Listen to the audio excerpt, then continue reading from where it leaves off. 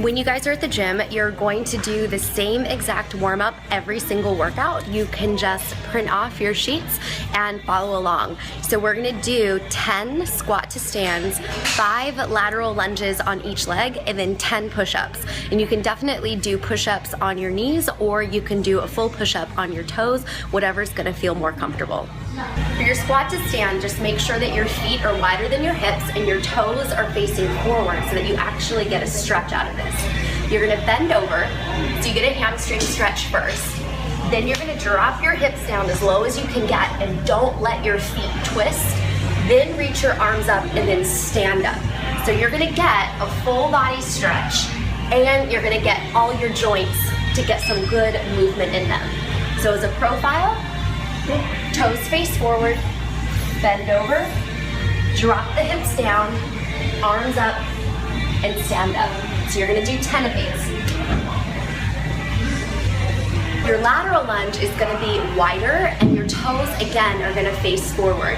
You're gonna counterbalance with your arms just so that you can allow yourself to get down as low as possible to stretch the inner and outer leg and the inner and outer ankle.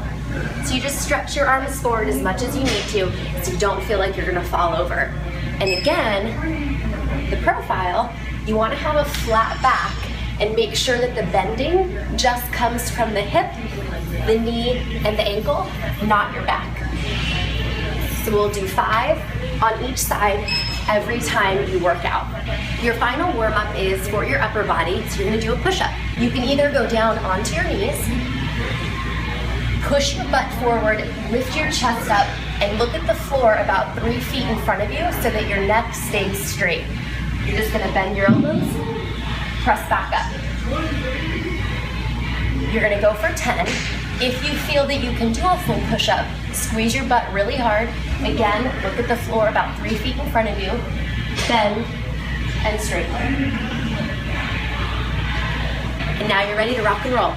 The bar height is gonna be a little bit lower than your collarbones so that you can get below the bar and then stand up. So you don't have any strain to your back, or you don't have to go up onto your toes to get it on and off the rack. You're gonna use your thumbs and the different textures of the bar to get yourself centered. So you have the smooth part and you have the scratchy part that's really called the knurl. So we're gonna take a thumb measurement and we're gonna put our thumb at the beginning of the knurl. Once you're there, you're gonna do a full grip and then you're gonna go under the bar.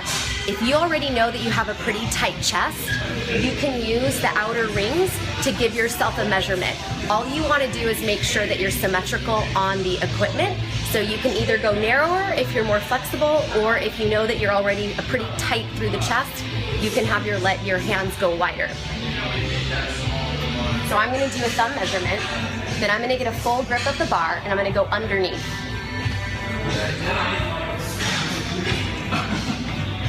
I'm gonna back away from the rack, separate my feet a little bit wider than my hips, and keep my chest up.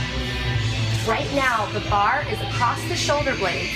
It's not gonna be too low, and it's not gonna be up on top of my neck. If I pinch my shoulder blades, the bar will stay lifted, and then the squat will turn out really well. One of the most important things about your squat is the setup of the equipment. So I'm gonna go over 2 things before you actually get started with your squat workout. Number 1, that has to go.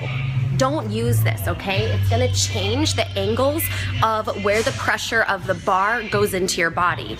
We want the pressure of the bar to go into your butt and your legs. If you put this on, it's gonna distort where that setup goes. And weight training, strength training is all about having the correct angles so that you don't get hurt. So the reason why you're not gonna use this is because you're gonna learn how to put the bar on your back correctly. Your shoulder blades have a little ridge on top of them. When you pinch your shoulder blades together, that ridge goes together and the bar will actually sit on top. So you're gonna feel kind of the bar right above the shoulder blade, and the soft tissue of your muscle and your fat and your skin is gonna kind of wrap around the bar a little bit and feel really secure. If it doesn't feel secure, we have to figure out how to get you comfortable on the bar. Do as much as you can to stay away from props on the equipment because they do distort the angles of the workout, and we want this workout to be correct so that you don't get hurt. The second thing that not a lot of people know about when they're using the cage is that down here, you can kind of see it in the reflection. Let's see, we'll lower this down. So down here is usually something that doesn't get changed and nobody really knows what it's for. This is so that if you're doing a squat and you can't get back up out of it, then you won't get into trouble. So you don't need a spotter to help you. So what you're gonna do is know how far you squat down, and then you're gonna set these up just a little bit lower so that if you did get into trouble and couldn't stand back up out of your squat, you could just relax, let the bar sit, and then you'll just crawl right out, okay? So I'm just gonna adjust this one to my height. Usually this stuff is pretty easy to change.